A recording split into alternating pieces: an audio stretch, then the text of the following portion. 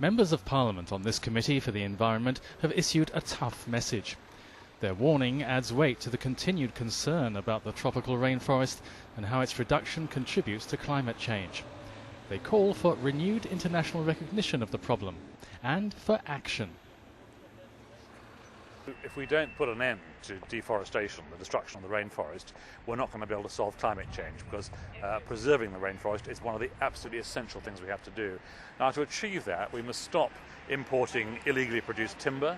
We must remove some of the perverse incentives to change land from forest to agricultural land or growing biofuels. Thirdly, we've got to improve the governance in the countries where these forests are. And fourthly, we've got to find a way of paying, mostly very poor countries, paying the people in those countries to preserve the forest. Illegal logging is one of the problems highlighted in the report. The British MPs recognise the need which drives those living at subsistence level. The source can be a whole variety of countries where very poor communities are dependent on some illegal logging for their livelihood. A lot of the rainforest is in some of the poorest countries in the world and some of the most badly governed countries in the world, and so you can hardly blame local communities if they've got no other source of income for trying to produce some timber. The agreements of the Kyoto Protocol will run out in 2012. That deadline makes the Copenhagen conference, which begins on December the 6th, of crucial importance. The Committee of MPs urge the UK government to continue playing its leading role.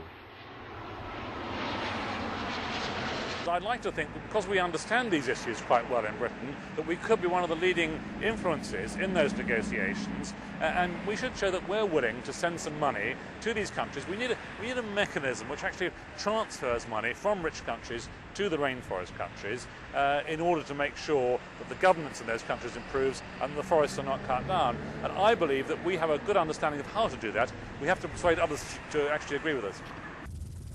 Any moves to counter deforestation will require more than noble words, but, as Tim Yeo MP says, significant contributions to those countries which hold such a vital global resource as the rainforest.